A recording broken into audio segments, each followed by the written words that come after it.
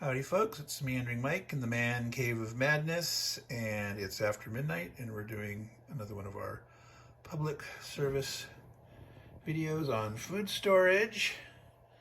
Today we are talking about some items that you may have similar things stocked in your pantry, but maybe there are some options that you haven't considered, some foods that might be considered adjacent to the traditional prepping pantry items. So first we're going to talk about olives. Now many of you may have your standard sliced black olives. You might have green olives. You might have, bigger cans of the whole pitted olives. They come in many sizes: small, medium, large, jumbo.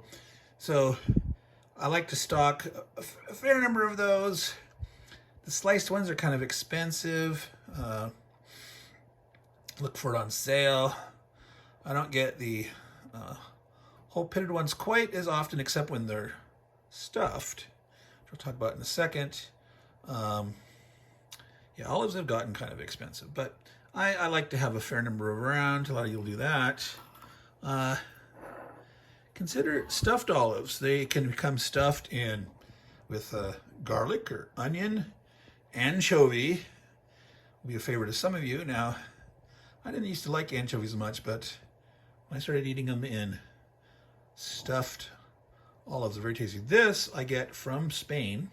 This is a very large can. It's listed in grams. I think there's a little label here, which a little too small print for me to read without my magnifying glass. But this is a great buy, so I stock these in depth. I usually will get, half a dozen of these cans when I order them. And I always like to keep one in the fridge. They're very nice chilled. Spanish olives are usually, to me, much tastier than a lot of like American grown olives. And a lot of times, depending on the brand that you get, sometimes they're not ripe enough. Well, these are usually pretty decent. I usually let them sit for a while, ripen extra in the can, and I love them chilled.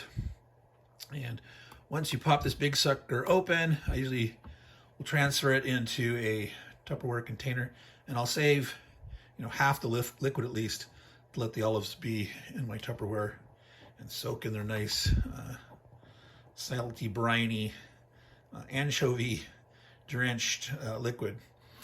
This is another one that I really like. These are manzanilla green olives. These are also green olives, as you can tell. Stuffed with piquillo peppers. Oh my God, I am addicted to these.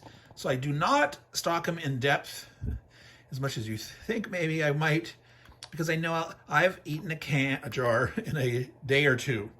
Yeah, that's how addicted I am to them. So I usually only buy 3 or 4 of these at a time, knowing I would love to have more, but knowing that I have my weakness, that I would just eat them up too fast. There's other things you can do with olives. You can get them like in a mix. This is called sliced salad. It's a mix of pimentos and olives. You can get like a tapenade, which is a chopped up, diced up, mushed up olive paste with other goodies often thrown in there. So those are options. Mention here pimentos. You can get sliced or diced pimentos. You can get them in, I usually like them in this size here. It's convenient. A lot of times that's, depending on the dish that I'll make, you can use a whole jar at once, or easily to seal it back up if you're just dishing them out a teaspoon at a time to put in certain dishes. I'm going to be making a dish later in the week, part of my cooking series on using food storage, making meals that just use food storage items. I did one on how to make carbonara, did one on how to make a whole Thanksgiving dinner. I'll put links in the description in the bottom of the video for those, but I'll be doing a special casserole dish soon called mix-up casserole, and pimentos is one of the items in that. Related to things like pimentos that are various peppers. You might want to stock up some bell peppers in a jar. Obviously, many of us like fresh bell peppers of green, red, orange, yellow, and whether you're slicing and dicing those up to put in a salad, or putting them part of a chili or a stew or a stir fry. You know, sometimes, again, storage, you go to the jars, go to the cans, and have something like that on hand. Related to red peppers, obviously, is green chilies. Now, green chilies are great for adding into chili or some stews. My main purpose of stocking green chilies is for making chili rellenos casserole. Now, chili rellenos is a stuffed pepper. You take the green pepper and you stuff it with all sorts of other goodness, whether it's chicken and cheese and such, and serve that with rice. Great mixing dish. Chili relleno casserole is either diced or sliced or whole green chilies layered with batter and cheese and tomato sauce. And you bake that in a big casserole dish. That is chili rellenos casserole. Because of that, I will often stock diced and sliced and or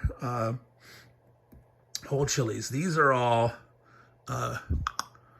diced chilies here, but if I get the whole chilies, I'll rinse them off, butterfly them open, put them in the bottom layer of that chili relleno casserole, then layer on the batter and the cheese, the tomato sauce, then we'll put diced chilies on next, and then more batter and cheese and tomato sauce, and of course you topple, sprinkle the top with more cheese, of course. But a lot of things you can do with chilies. Now, this might seem out of place here. I decided to throw this one. I've did an episode on chili. I'll probably do an episode on just beans in general later. This is something I've discovered recently. Green pigeon peas. Now, these are interesting. They are like a cross between a green pea and a black-eyed pea, and kind of like a chickpea, a garbanzo bean. So physically, they look most between that cross between the green pea, out of a pea pod, and the black-eyed peas.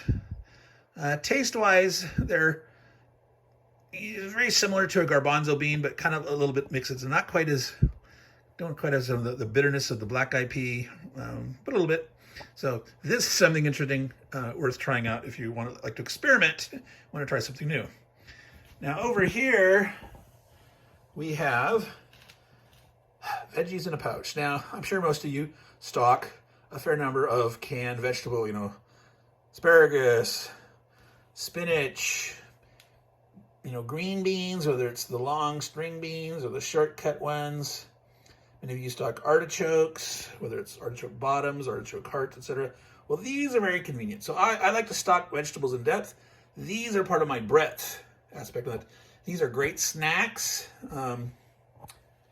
This is like 1 1/3 ounce, 1 1/2 ounce, 1 3/4 ounce.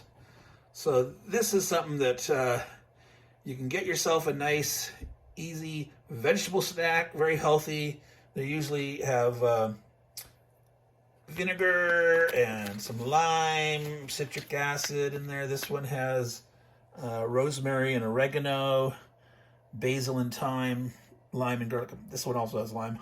I don't remember about this one. But great little pouch, resealable.